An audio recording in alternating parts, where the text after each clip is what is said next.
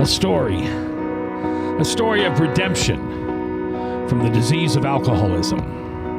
Today we meet John. I am redeemed. You set me free. So I'll shake off these heavy chains and wipe away every stain. Now I'm not who I used to be. I am redeemed.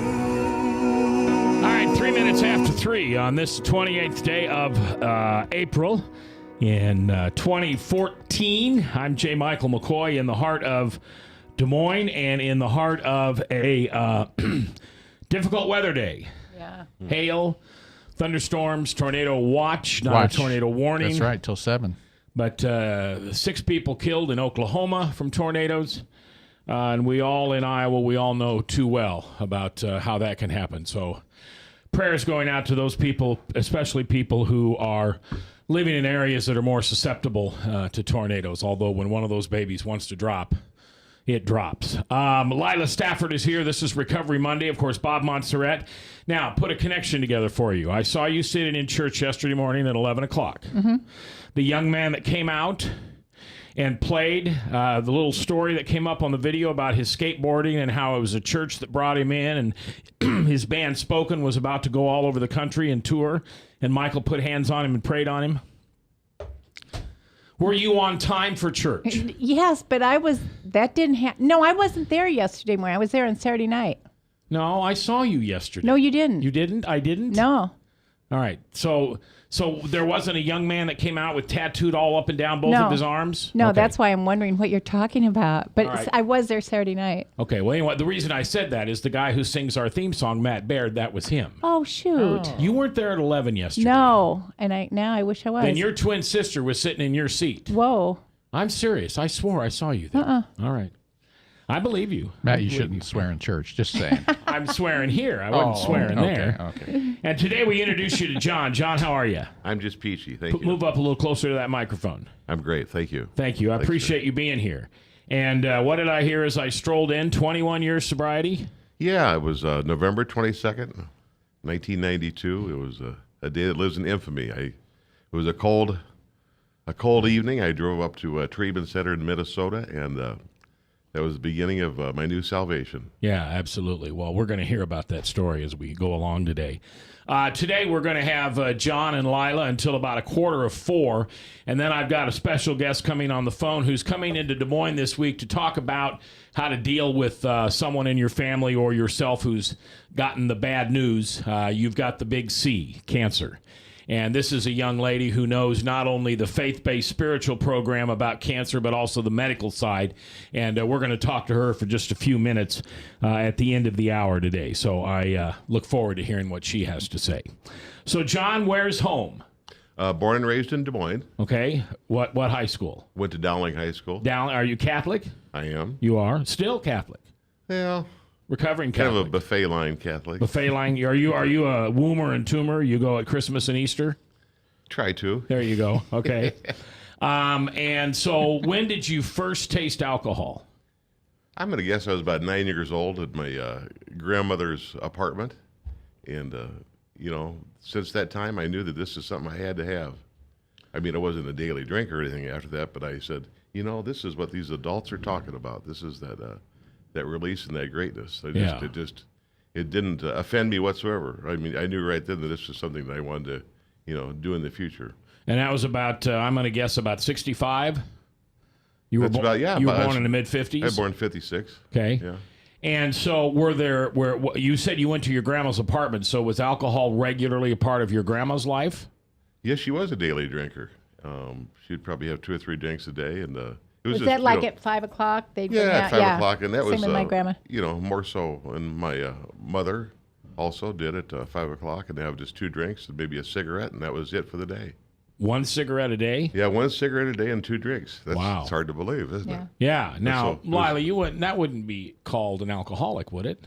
2 drinks a day and 1 cigarette? That sounds like... I think it depends more on... I mean, I wouldn't consider that, but it's... I consider an alcoholic when it becomes a problem in your life. The ism part. Well, no, if the drinking, if you're obsessing about it all day long and you have to sneak it and go get it and you only have two, it still becomes a problem in your life. You feel like you have to have it or else something's going to happen. Now, where was your father during this time? You know, my father was a recovering alcoholic also at that time, so he had been sober since about 1962. Wow. So I was always aware of, different treatment programs and aware of the disease. So it wasn't a big shock when I, had the self-awareness that, this is happening to me also. I just never wanted to do anything about it. Did your mother continue to drink after your father got sober? She may have abstained for a couple, 3 years after that, but yeah, she did. And he didn't discourage it at all. Because it didn't impact their relationship? Do you think that's why? Not negatively after he had quit, yeah. I mean, no, it before it did, but not after he had quit, no. So would it be fair to say that he was the alcoholic that rose heck in and havoc in the family, and after he got sober, her little amount of drinking just wasn't an issue? That's a pretty accurate statement. Yeah. And how about Grandma? No, she was never. I never saw Grandma drunk. Okay. And was this beer, wine, or hard Vodka. vodka? Okay. Vodka tonic. And is your grandmother Yes. your mother's mother? Yes. So it was on that side of the family. How about other siblings? I have two other brothers, and I have a sister that's passed away, but I believe that she probably had some tendencies. But no, I think I'm the only one that's got the curse. Okay. Yeah. No, actually, you have the grace and forgiveness, my friend, because No, you yeah. figured it out. I still haven't changed my mind on this opinion of the normie stuff. Yeah. And Lila and I go to a couple meetings a week, and that was when I first heard this thing about normies. That was probably the first thing I heard in AA that tried to offend me. I don't get offended easily, because I think we're the special ones. We're the ones that came to the cliff. We came to the abyss, and we looked in it, and we said, I can't keep doing this. And so we went and we totally changed our lives, accepted a God of our greater power and our understanding. Where normies, they expect you and me to change. Anyway, you don't have to agree with me. I'm done with my tirade for today. So 10 minutes after the hour. So you were 9 years old, 10 years old. Tell me what it was like until you were 15, 16. Well, then I started, like a typical people that are alcoholics often will say, I never really knew. I always felt like I wasn't part of the crowd. I wasn't with it. Somebody else always had it better than me. Yeah. The grass was always greener on the other side. And his grass was pretty green on his side. It's like when I had gone to school, I won't mention the name of the school, but it was a parochial school in Des Moines. At that time, they had an A class and a B class. And I was in the B class was the dumb class, and I was always the smartest kid in the B class. And then every now and then they'd take me up to the A class, but I'd be the dumbest kid in the A class. So I decided I'd rather be the smartest kid in the B class. So that's just kind of right. I found my niche there. So your drinking basically stayed the same throughout 9 to when? It escalated. No, it was just be hit and miss before I was like 16. I'd say when I was 16, I started earnestly, drinking on weekends for sure, and then smoking pot. And then it just kept progressing, and it worked very well for me for about 10 years. Okay. It was happy. It was fun. Any disasters in your life because of it? Other than just moral degradation and, doing things that unmotivated behavior, no, I was never picked up for drunken driving, and I don't know why, because I drove drunk every day. Yeah. And I got to the point where I couldn't imagine going through life without drinking. What kind of drunk were you? Were you happy? Were you angry? Were you Pretty happy-go-lucky drunk, okay? yeah. You put the lampshade on your head and dance naked? No.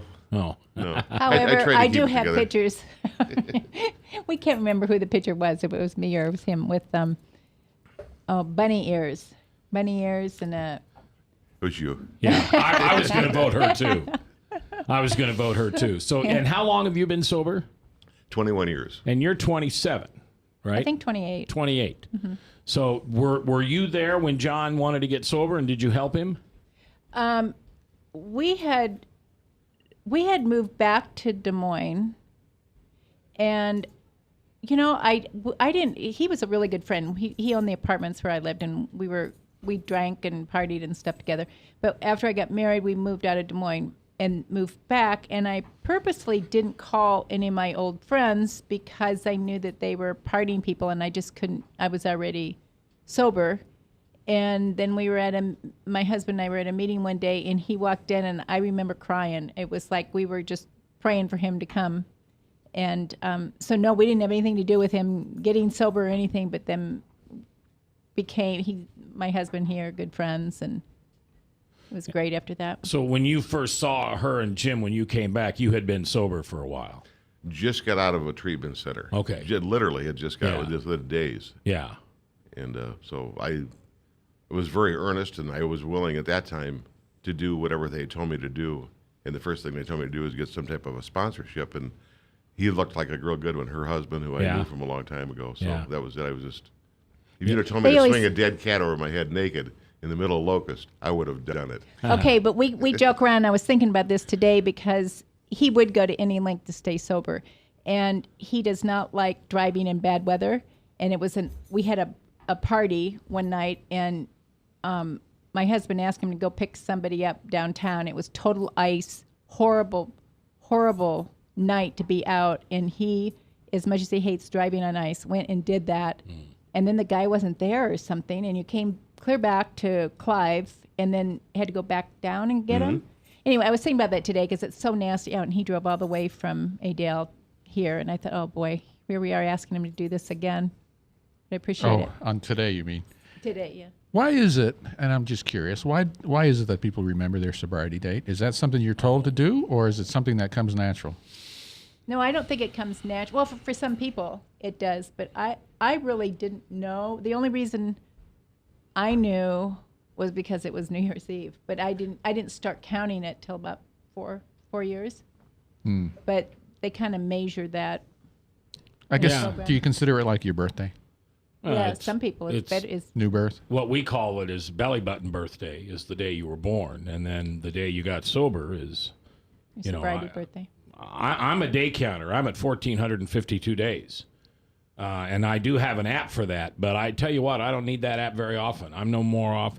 Because when I first got sober, my sponsor said, listen, all you got to do is not drink before you go to bed. Because I wasn't an early morning drinker. I wasn't a noon hour drinker. I was a get home, everybody's fine, get to bed, drink a half a bottle of gin and pass out. That was my drinking. And so for me, I had to remember it because it was in the beginning, it was yesterday. And now it was a week ago today. And now it's 16 days, you know. It's because it made a big impact on you. Yeah, because I had been trying to quit for 5.5 years and had permission to quit for 4 months. And once my sponsor told me, okay, you're going to quit drinking now, then the pressure was on. And so why I chose to do it before my the day before my wedding anniversary, I don't know. I suppose it was a gift to my wife, but and mine was also, if you remember, Bob, was impacted by Holy Week. I was greatly moved by the Holy Spirit the week of Holy Week. And that really, God basically eventually just looked at me and said, you know, seriously? One more day? What are you going to do? So, but I think most people remember their sobriety date. Yeah, it's interesting. I mean, it is a milestone thing, and but then again, I know people who have been sober, say, for 3 months, and they appear to have more and a higher quality of sobriety than somebody who's been sober for 10 years. So, Yeah. you know, and that's the way I look at it. It doesn't really make much difference other than, you know, I remember the day I quit smoking too. So, Yeah. you know, Well, I don't and know. it's interesting you should say that because I had an experience a couple of weekends ago, and Lila was even kind enough to share some of her raw thoughts with me. And I think I'm having a rough a time right now. I don't want to drink, but I'm having a rough a time embracing the humility and the grace and the absolute depth of what sobriety should mean to me. And I really appreciate that. Basically, she pointed out that I was very vulnerable, and that when that vulnerability, you tell me if I say this wrong, but when I was reminded of that vulnerability, I got a little uneasy. I'd said to her the other day, I said, I think I just want to take a vacation from AA. I don't want to drink. I just want to take a vacation from AA. And don't say that to her. She writes really well in big, bold letters. So, all right, when we come back, what happened? I mean, it doesn't sound like John was a bad drunk. No OWIs, no domestic violence. But something happened when he was about 28, 29. We'll find out what that is next, live here on Recovery Monday on KTIA Iowa, brought to you by Powell CDC. A father who is headed toward another heart attack. A woman who struggles daily with diabetes and her memory. A boy whose headaches keep him out of school. A mother who one morning discovers a lump. A girl whose condition defies diagnosis. You come to us because you need answers, but you also need more. You need understanding of what you're going through. You need comfort. You need to be treated as an individual, not a condition. You need to be included in your own care. You are the point of everything we do. That's why we're changing to Unity Point Health. It's a model of care that will help us work better together, where the physician who knows you best takes the lead, coordinating your care through every step, from the hospital to specialists to rehabilitation to health services in the home and in the community, to making sure the treatments are effective. By working as a team, we surround you with care, helping you manage your health and your conditions, guiding you to making better choices and living a healthier life. The point of Unity is you. Unity Point Health. Hey, psst. Let me let you in on a little secret. You ready? Always try to do business with people, not places, especially if you seek honest Christian business people. And when it comes to my car, I really need to trust who's working on it. Now, my family is so blessed. A few years ago, we found a family-owned automobile repair shop that operates as a Christian business also. Open, honest, reliable, trustworthy. It's AMCO on Hickman Road in front of Kmart, and it's a family-owned Christian operating business. This family treats your car as if it was their car. Everything from oil changes to transmission repair and everything in between. So the next time you feel the need to be at peace with your choice of who you can trust with your car, give AMCO on Hickman a chance to serve you. And tell them Max sent you. If Tom Coates from Consumer Credit of America was your personal webmaster, Tom would filter out all bad debt emails. If Tom was your mailman, you'd never get any debt reduction junk mail. If Tom Coates was a lineman, he'd block any phone calls offering to reduce your credit card debt. Hi, I'm Tom Coates with Consumer Credit of America, and we're still your best choice for credit counseling. We're local, we're accountable, and we can do more. You make the call when the time's right for you. When it comes to competition, there really is none for Consumer Credit of America.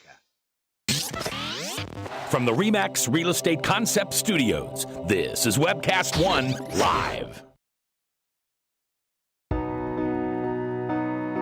Welcome back, 21 minutes after the hour on this 28th day of April in the Lord's year 2014. I'm J. Michael McCoy. If I haven't told you lately, thanks for listening. Love this job. Couldn't do it without you. Right here on 99.3 KTIA, powered by webcast1live.com. Now, you might be watching this as you are a part of Powell. I know sometimes you show these to your training classes and your groups. Yeah. Mm-hmm. And so it's not a big deal that I sit before you. It's not a big deal that Lila sits before you. Bob hasn't quit drinking yet, so we don't know where Bob's at. Well, the truth of the matter is, have you ever drank? I was going to say he never started. I drink tea. You drink tea, okay. Long Island Ice? I don't know what that is. I know. So Lila and I do this for a living. This is what we were called to do. And John, it wasn't what he was called to do. He was called to live a life, 12-step people when you get an opportunity, but that doesn't mean go on the radio and tell your story. So you may think it's neat that we have this show. You may think it's neat that the lady that's sitting next to you in the chair who's going to guide your group is also the lady on the radio and on this webcast. But I want you to really appreciate and say prayers for John, because anonymity and being anonymous is really important to some people. For Lila and I, we weren't called to be anonymous. We were called the opposite. For people like John to come in and tell their story, even after all these years, sometimes can be difficult. And sometimes remembering things they long to forget. So when you see John, make sure you thank him, because he will forevermore be a part of your sobriety. So, John, you get out of high school. Is college next? Yeah, I just decided that summer to go with a friend of mine and go down to Arizona. I thought that I had heard that they had 12 girls for every guy down there, so I got down to Arizona State and I figured out that some guy had 12 girls. And I was messed out. I was just all I wanted was the 6. But yeah, and that boy, I tell you what, I was in the hotel industry just after that, but it was college was very conducive for drinking for me. I would just ride my motorcycle in the desert and drink, and it got to the point where I spent every waking moment wondering where my next drink was going to come from. Yeah. And it just progressed from weekend drinking to, this is my lifeblood. Did you drink at any time during the day? Every waking moment. Okay. Yeah, All right. And what was your drink of choice? Bourbon, Jack Daniels. Bourbon, Jack. Well, at least you had good taste. Yeah, but it could have been anything. And then I remember I smoked pot too, but I remember giving that up. I remember getting so violently ill. It was the day the Pope came into town, and I remember I was holding onto a tree so I didn't fall off the face of the earth. And I said, I got to give up the pot or the booze. And I decided to give up the pot. That was in 1979. And so I just, chose alcohol over anything else. Now, do you think your drinking increased after you gave up on the pot? Yeah, I probably did a little bit. Yeah, it just progressively kept getting worse and worse. They say when you stop smoking, you eat more. That's true. One of the reasons I quit drinking is I wanted to lose 40 pounds. I've gained 30. How'd that work for you? I don't get it. I don't get it. You're self-medicating. With what? Food. Yeah, I do it all the time. You just don't know you're doing it. That must be. Yeah, that's what happens. Yeah. And so, share for me an event, a date, something that happened other than hanging off the tree with the Pope, and that's a good one. Yeah, I mean, I had gotten married once before, and that certainly was an issue, the drinking, and I was held back from getting any good jobs, and I always thought that it was somebody else's fault. I couldn't do this, I couldn't do that, or I wasn't real motivated. And part of my issue is that there was money in my family, and I was kind of, I had kind of a charmed life, and in effect, that kept me going. I mean, because there was money available before I could get the drinking. And then, however, there were snippets of times that I didn't have the money, and I just remember my family saying, I kept giving out signals saying, I was just so drunk, or I couldn't make it to the grocery store, or I couldn't. The thought of a meter guy coming to my house to read the meter would have sent me in a panic. Okay. I've been so nervous. But they did not an apprehension. Intervention on me. And I was ready. I'd gone through treatment in 1988, and I knew in the back of my mind I was gonna drink again. Lyle always uses that analogy of shutting the door, or make sure you shut the door on the drinking, and I just wasn't ready yet. And I think when a person is ready, it's relatively, for me anyhow, I should say, not anybody, but for me, it became relatively easy because I just did what they told me to do the first time. Yeah. Yeah. And so my family said, we don't want you to come around here anymore. We don't want you to come to Thanksgiving, for Christmas. We don't want anything to do with you anymore until you quit drinking. And that was kind of the straw that broke the camel's back for me. Yeah. And I was so scared to go through life without drinking, but I was just equally as scared of going through life drinking. And that's when it all changed for me for the better. So the old line, sick and tired of being sick and tired. It really that applied. Worked. Yeah, I took it to heart. Yeah, that's good. And I know you've talked about that too. That you just got tired of what did you say? Waking up in bushes naked? Isn't that what you say? I wasn't naked. Oh. I did wake up in fact, we didn't tell her that. Yeah, he was the one that found me at the Rusty Scupper. Oh yeah. Passed out, and he had to pick me up with what's his name? Kurt, and get me to a car. I mean, dead weight, and I'm twice as big as they are, and then get me home. And I remember they threw me on my bed, and the bed broke, but I was passed out. It wasn't good. We used to party all the time together, and it was fun then, but you can't just live on that high all the time. Yeah, because eventually the body continues to stay high, and you never get that high anymore. All you get are the lows. Right, just to maintain to be normal. I remember that time when I quit drinking in '92, I remember just holding a glass of bourbon at the kitchen table or the kitchen sink, and just hoping I could get enough of it down before I would vomit. Mm. And I hope the kids didn't see me, before they would walk in. So it got to that point,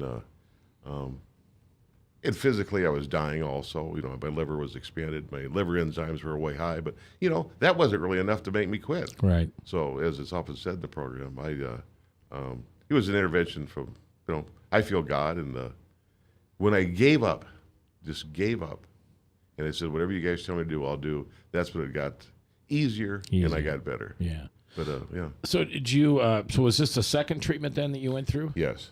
Was the first one forced by what?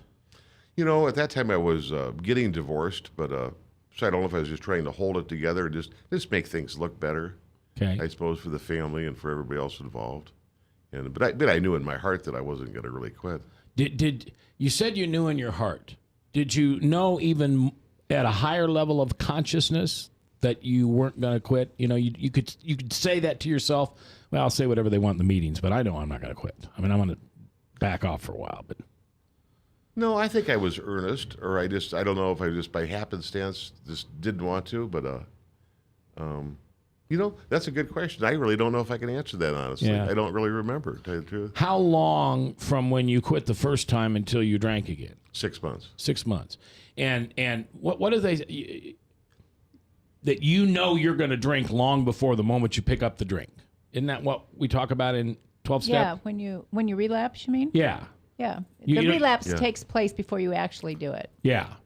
And so for you, when did that relapse take place before you actually picked up? About 6 months. No, I mean, I felt, squirrely and that I just didn't belong here. I used to think the 12-step program we're involved with, you know, they have these things on the walls and different slogans and different things. They go, this stuff applies to you people. This has nothing to do with me. You know, you're the people that are in the gutter. You're the people that really have a problem. You know, I'm better than that. Yeah. And so I don't need this crap. Or Yeah. you guys do.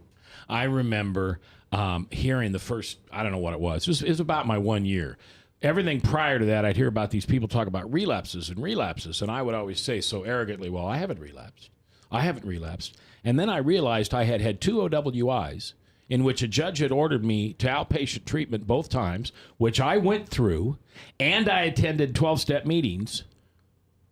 And I'm not admitting that I relapsed. I had relapsed twice.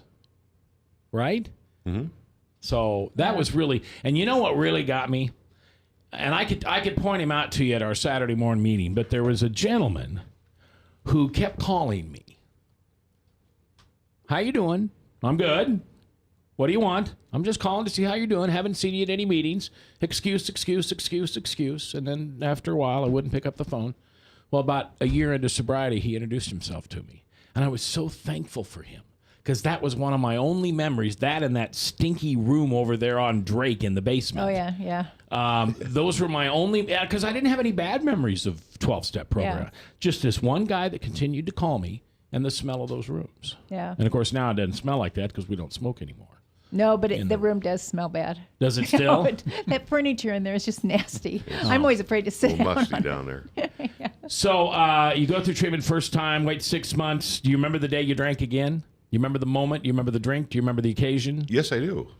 I was up in Lake Okoboji in the basement of a house my grandmother owned, and I remember buying a 6-pack of beer and just chugging that beer, I bet within a minute. Wow. And say, there, that's it. And I remember buying a couple bottles of cheap wine, and it was underneath the seat. And I remember my brother got in the car, and he goes, what's that noise every time you stop? And it was the bottle hitting the bottom of the seat. And I go, I have no idea what that is. Oh, wow. Yeah. What were you going at? Can you remember the feeling you were going after? Did you just were you self-medicating? You just wanted to settle down, or you just remember what you wanted? I wanted to feel good again. Yeah. And thinking I could grasp that sensation of seeing the Christmas tree again when I was 6 years old. You know, that childhood wonderment. Yeah, I do. Because the first few years I was sober, I didn't think I would ever have fun again. And I think if liquor had been around, I may have drank just because I wanted that feeling. And they had told me not to go and hang around old friends and don't hang around the bars and different things. And I wasn't willing to do that either. So I wasn't willing to do the things they told me to do. And so, you know, and looking back, it's not unusual that I didn't make it that time. Yeah. Yeah, I remember I own nightclubs and restaurants as well as a broadcaster. And one of the places I built was Miss Kitty's. And I built it from dirt. If you remember, that was the old U.S. West pole climbing lot right there at Swanson and 86th. And you couldn't build anything there. You had to bring up the land 22 inches. Well, my partner in drinking, Dave Ward, and I, we put the money together and we raised up that land 22 inches. So that was my baby.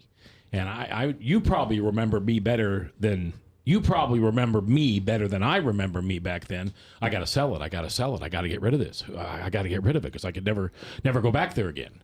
Well, I still own it, but I don't ever go there. I have a manager who takes care of it. I can go in during the day, but I can't. Hey, night. isn't there I tried it once at night, John, and one of the worst experiences I've had sober. Went home and fell to the floor and wept, and my wife thought I had hurt myself and was looking for hurt on my body, and I said, no, I was going to drink, or I had to get the hell out of there, and I got out of there fast. Isn't there a stripper place in town called Miss Kitty's? No, there is not. What was there? No. Like outside of Des Moines? I've always thought. I don't think so. Okay. I've never heard of such a thing. I know you don't own it, but I just always thought there was. Yes. You know what I named Miss Kitty after? That TV Gunsmoke? show, Yeah. Gunsmoke? Yeah. Amanda Blake. Yeah. In fact, if you walk in, the sign on my office says Marshall Dillon, and then there's a picture of me and Hopalong. What was his name? Weaver. Dennis Yeah. Weaver. Oh, Chester. Yeah. And on the mirror, it says established 1882, because if you go to the first original black and white Gunsmoke, it says Dodge City, Kansas, 1882. So anyway, that's enough about me.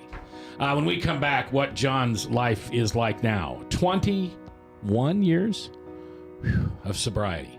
How can it be? And how is life so good now? We'll continue this live with Recovery Monday, brought to you by Powell CDC. When you need help or someone needs help, remember, that's where you call, that's where you go. They're there to help you survive, help you live. From the RE/MAX Real Estate Concept Studios, this is Webcast One Live. I'm Brian Leach, owner and general manager of Service Legends. I brought along a couple of the home comfort heroes. Hi, I'm Tammy Wells. I am Nick Wondershot. I am administrative manager I am the senior technician from Service Legends. It seems like every good thing, when you feel it to the bone that it's good, there's a lot of hard work put behind it.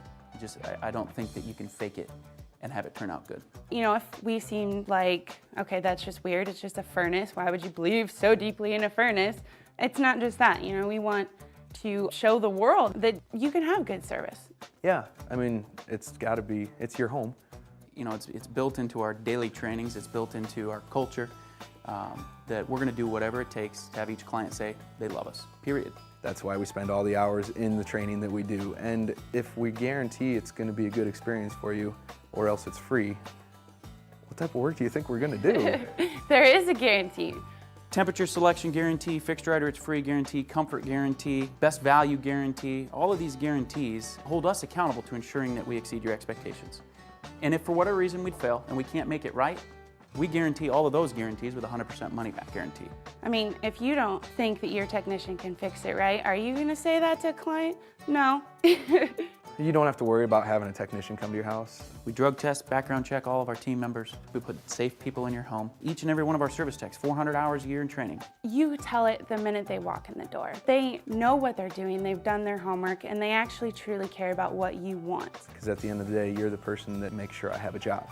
They're gonna be listening. They're gonna wanna know what your challenges are. Then they're gonna come and give you options, and you get to choose. If I'm there to help and I make it easy and painless, I did my job right that day. Well, when it comes to your comfort, safety, and your family, you know, you don't necessarily go buy the most expensive, but you get the most bang for your buck. Oh, it's worth it, because there's a lot of people that will find a way to get it to work right now and then leave and then come back, charge you again, and the cycle just repeats itself. So when I'm out there looking at the furnace, I want to find why it failed today. How can we change the part today with something that you're not going to have to worry about? Is it worth changing the part today? I mean, you can put a lot of money into a furnace. I can fix parts all day. There's good job security in that for me. But is it the right thing for you? I get a lot of the phone calls of after the technicians are there. They're just in awe. They're like, wow, you guys are great. I mean, I don't even know what to say. You guys are great. Everything you did was perfect. It was great. Keep going though, I like this. Just give us a try. I'm gonna take all the risk. I've got the time to make this right. I've got the support to make it right. Just check us out. And if you don't see the value in what we do, I mean, fixed rider, it's free or 100% money back. Enough said.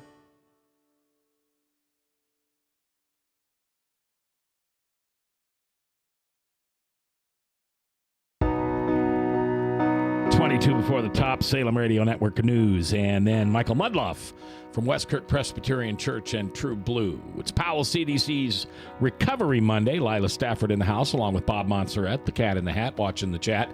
And our special guest today, John, 21 years sober. And what have those 21 years been like compared to, wouldn't have been, it would have been about the first 28, 29? Yeah, I was... I've been sober now as long as I drank. I drank for 20 years, and so I'd been sober just a little longer than that. And it's just night and day. It's everything I ever imagined. It's like childhood again. I can have a goal, and I actually go for it. And drinking used to keep me from doing things. People often say, "Well, I got screwed up because I did do things," but I wouldn't even attempt to do things because I knew that I would screw it up. Yeah. So but now I'm well able to walk through the fear and. Got a job and got a career and tried to emulate my sponsor and hang around people that were the winners. And I just realized that I'm not the one in charge and I'm not as scared as I used to be. Yeah, good. I'm just not the one.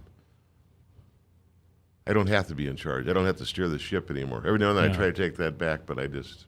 Is that deep-seated faith, or is that just a God of your understanding? It's both of those things. I just...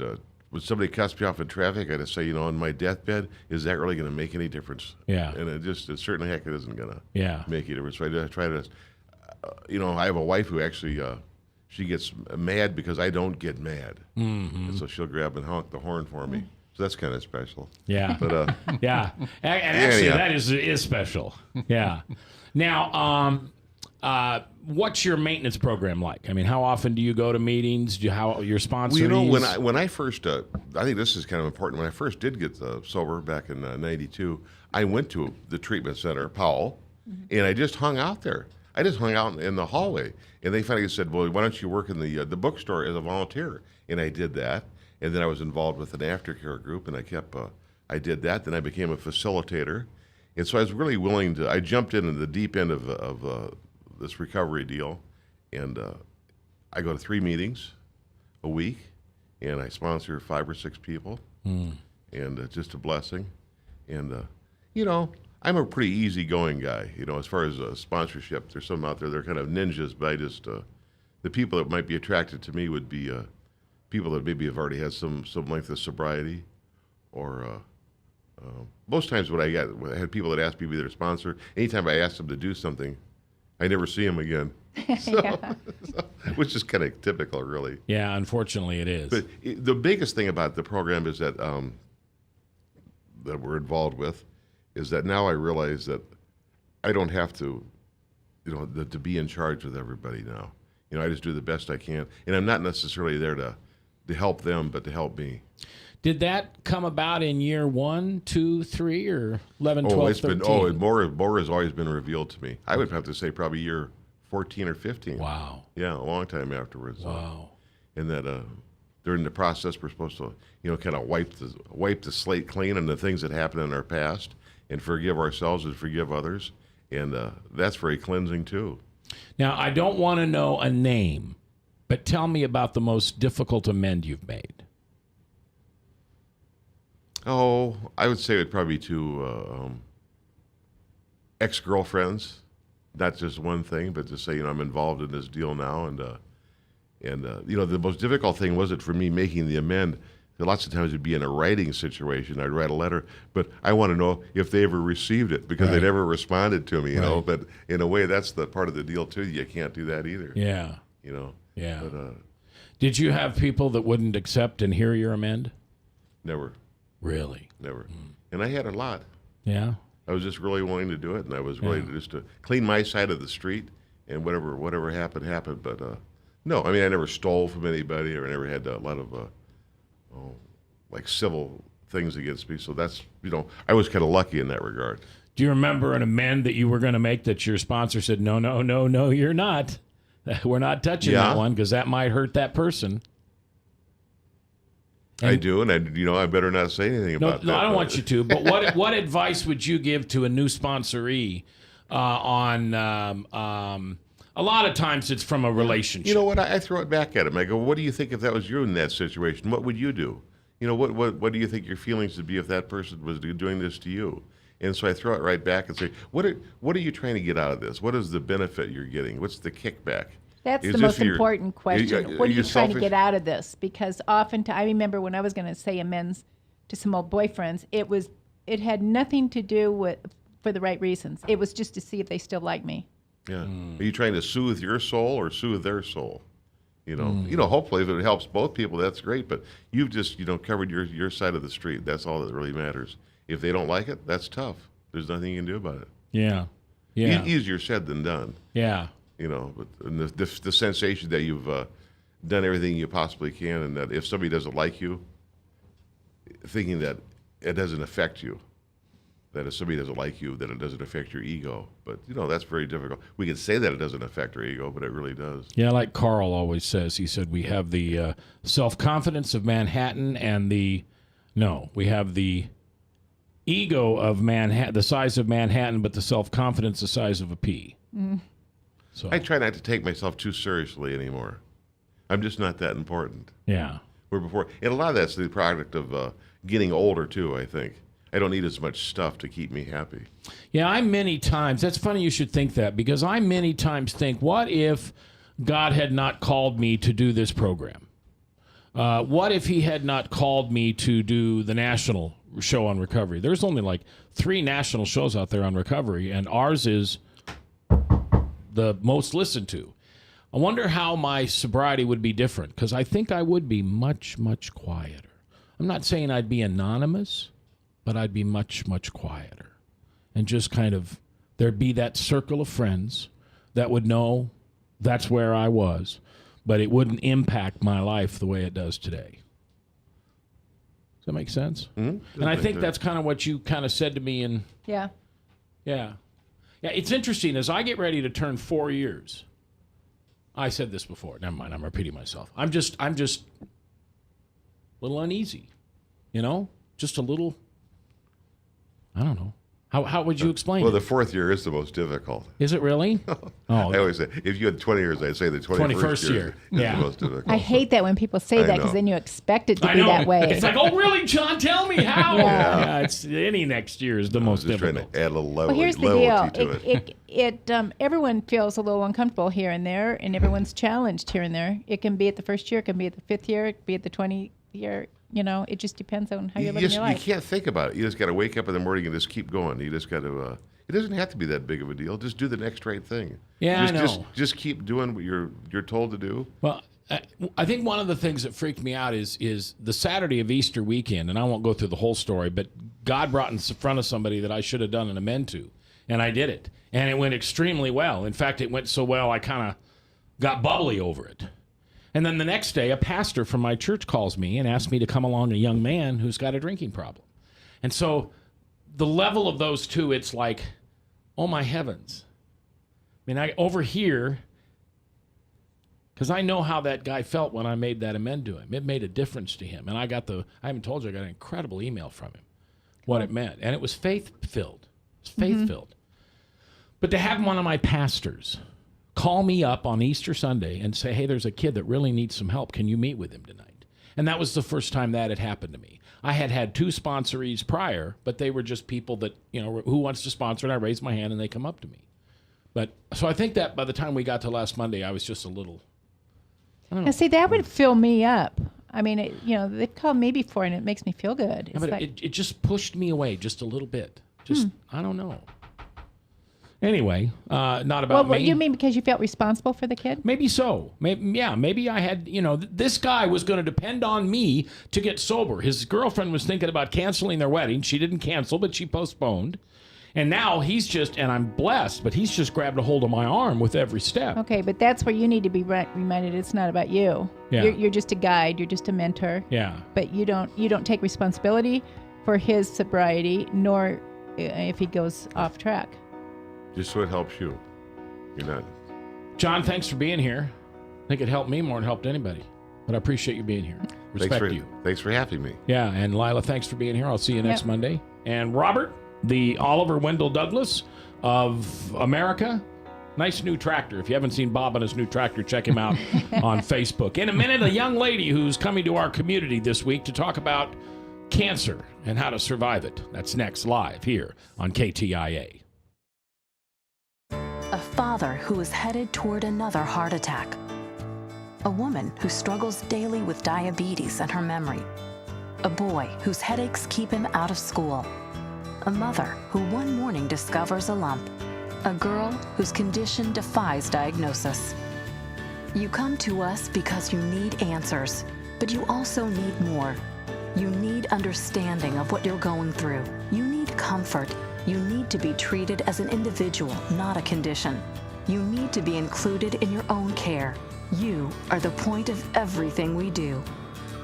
That's why we're changing to Unity Point Health. It's a model of care that will help us work better together, where the physician who knows you best takes the lead, coordinating your care through every step, from the hospital to specialists to rehabilitation to health services in the home and in the community, to making sure the treatments are effective.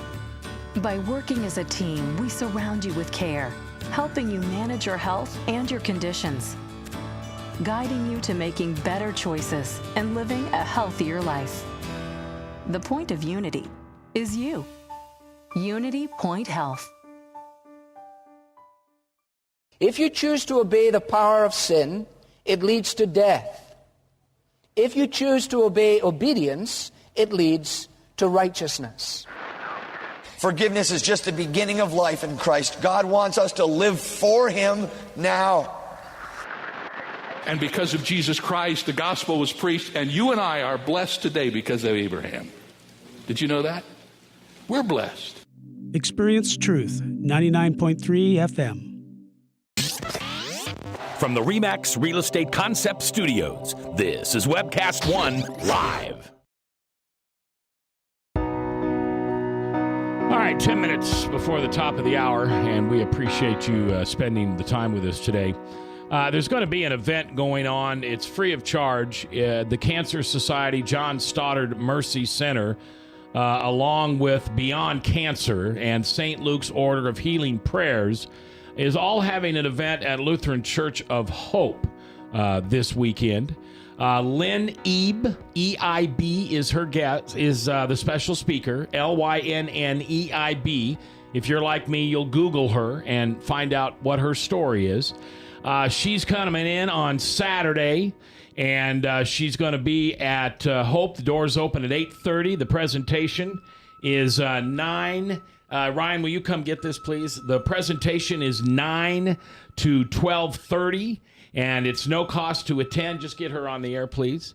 And some friends of mine asked me if I could speak with her for a little bit today, and so hopefully we'll get a chance to get her on the radio very quickly here. But she is she's an author. Her book is called Tyndale, and she is a cancer survivor as well as a patient advocate.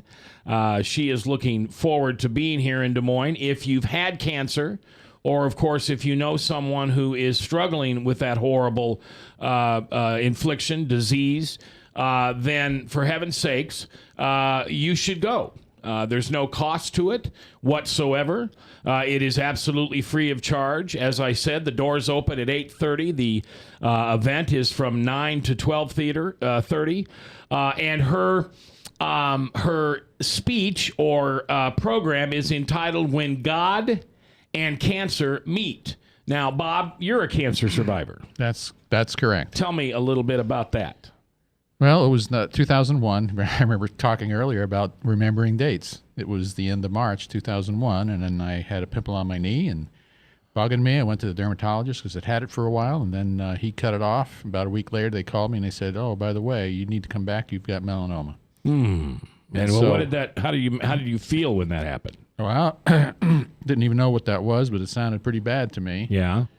And so I was shook over the weekend because they called me on a Saturday, and I had to go in. So believe me, it's kind of like your life flashes before you, even though it's not something that kills you right away. But it was something that really, really shook me up. All right, let's go to the phones where Lynn is standing by. Lynn, how are you? I'm very good. How about you? Good. All right, you're coming to Des Moines, and it's called When God Meets Cancer. That's a great name, but how did you come up with that?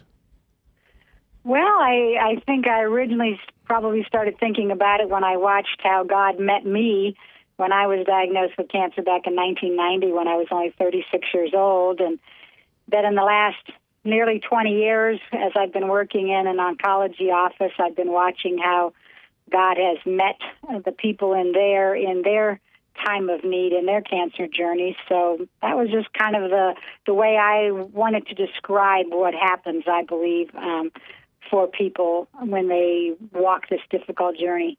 Did you have a relationship with your Creator prior to discovering you had cancer?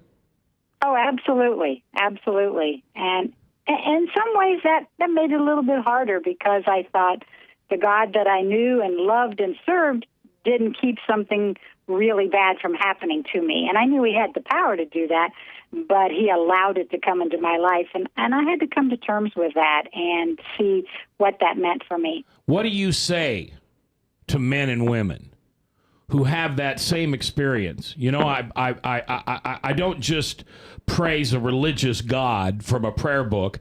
I'm on my knees praying to my Savior and Lord Jesus. I am active in my church, and I am there to come alongside people. I try to be a witness to Jesus, so when people on earth who don't know him can see him through me, and yet he strikes me down with this disease in my prime time and all these people that need me. What's your answer in your prayer with them? Well, what I try to encourage people to see is that most of us have kind of bought into that philosophy that if we love God, if he loves us, nothing bad will happen to us.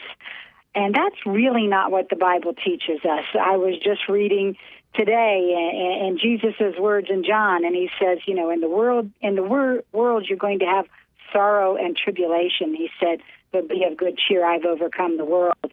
If you look at people in Scripture, the apostles, the prophets, the people that love Jesus himself, these are all people that suffered. They were not shielded from all the bad things and all the suffering. And I believe it's a fallacy that many of us buy into, that everything is just going to be great and smooth and easy for us. And I think we as Americans tend to especially believe that. Believers in third world countries don't tend to have that same kind of false theology. They realize that to be a believer is going to be troubles. But we have an ultimate victory, and I believe that the way God sees us through, sometimes he heals us in our bodies, sometimes he does it in our minds, our spirits, our emotions. He has so many ways to touch us. Yeah, I'm blessed to be on our core team at church, and therefore I visit a hospital every Thursday. And there are times when my prayer is, God, please heal this individual in this life or the next. And, of course, we do know that in our next life we will be healed from all cancers, all pains, all of our resentments, everything. Absolutely. Lynn is on my radio today with me. She's coming to Des Moines this Saturday, and you can meet her. It doesn't cost anything. It's at Lutheran Church of Hope at Ashworth and Jordan Creek Parkway. The doors open at 8:30. The session starts at 9, and it's called When Cancer Meets God. Or when cancer and God meet, excuse me. And what do you say to that non-believing daughter who's watching her mother just trail away from cancer? Because if you bring up God, she just gets mad at God.